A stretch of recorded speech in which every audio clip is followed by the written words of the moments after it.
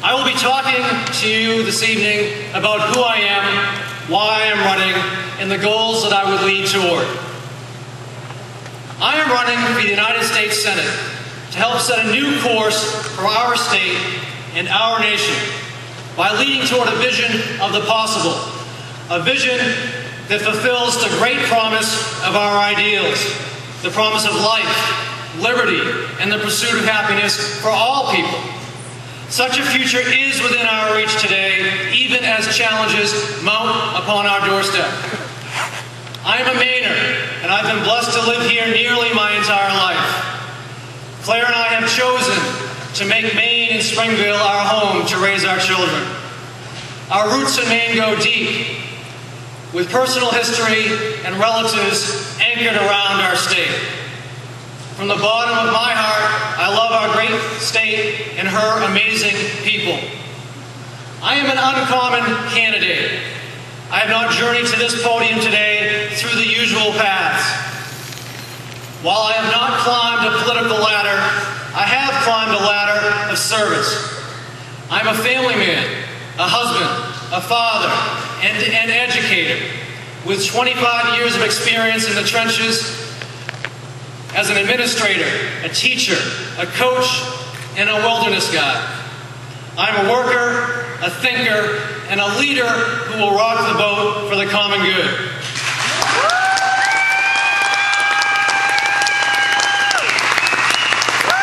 My leadership experience is extensive and has been built upon clear vision that always sees great possibilities. Relentless commitment to pursue that vision. Collaboration that calls upon the genius of all stakeholders. Innovation to overcome obstacles. And common sense to focus my work where it will make the most difference. All of these qualities have been essential in my life, and they have been the foundation of my 2 decades of work in Maine for educational reform. Across the many varied demands of every day as an educator, I have never lost sight of my vision and my responsibilities. At Noble High School, I challenged inequity and worked to help develop our school into a nationally recognized progressive model for its vision to serve all students well with innovation and substantive results. In my work across the years and working with students, from paddling the Allagash to processing through the Federalist Papers, I have continually inspired them to reach for their own greatness. Across my career, I have led teams of leaders. Together, we have successfully worked through complex issues, from stewarding our communities through tragedy to working with large budget cuts. We all know that change in the world begins with each individual.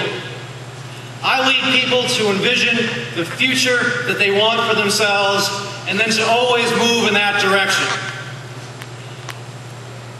In my most important role as a proud husband and father, Claire and I guide our family in the ways of love, teamwork, respect, and compassion. I know that we live in one of the very best places in the world, and I know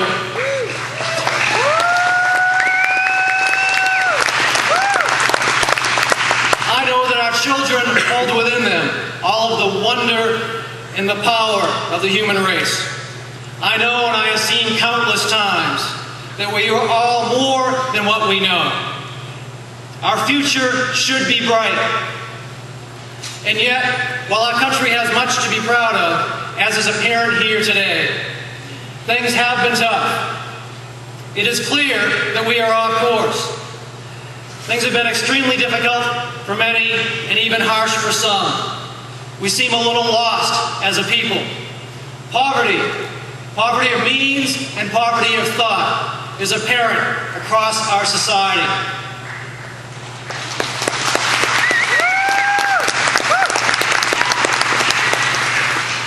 Even those who are comfortable are hungry for something. We all hunger for a better country, a better vision of what will be. In 2008, in the wealthiest country in the world, the legacy that we are leaving our children is unacceptable. An unchecked imperial presidency, global warming, unfair trade, overdependence on fossil fuels, inadequate educational opportunity, 100 million Americans living in or on the edge of poverty, 47 million without health care insurance, and an endless war. Washington is failing us. Our nation's moral compass has become clouded. Too often, the problems that we face are accepted as necessary, just the way things are, or too expensive to fix. If we here today had the chance, how could we possibly justify these realities and these attitudes to our founding fathers and their families? We could not. The realities of the struggles that we face do not reflect the promise of our great country, nor are they burdens that we must bear. We are limited in solving our challenges only by our lack of political will.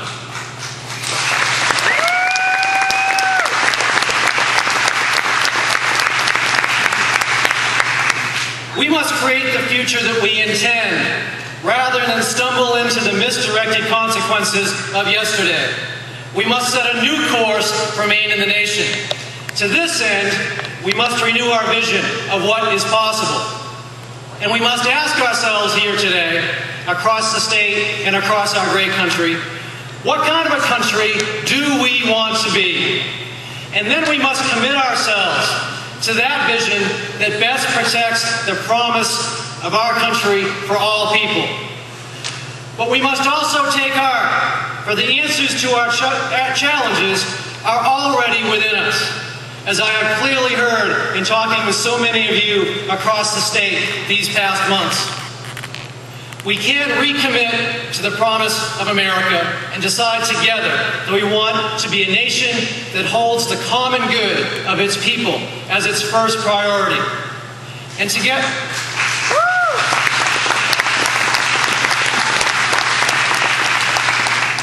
consider this.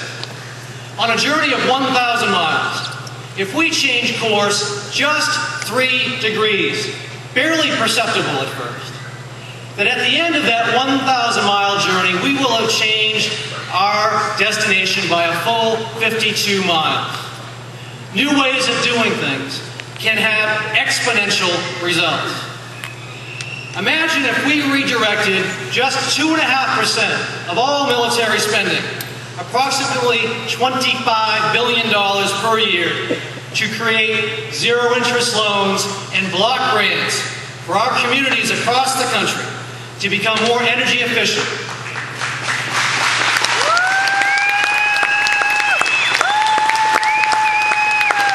And to purchase some of their own clean energy generational capacity through solar, wind, geothermal, and hydropower. We could jumpstart a national commitment to lead the green revolution opportunity that is before us. We would create hundreds of thousands of new jobs, and ultimately, we would make ourselves more secure in our homes. Imagine if every student who wanted to could afford to go to college or other post-secondary training because of a national service-to-school program that guaranteed 2 years of in-state tuition for every year of service.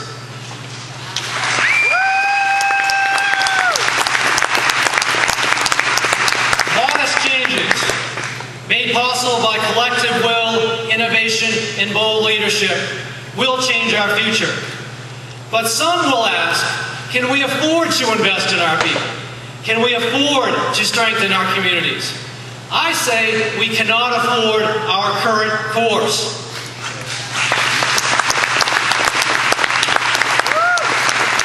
We must remember that fiscal discipline requires social justice. They are partners in the same equation for national and economic strength.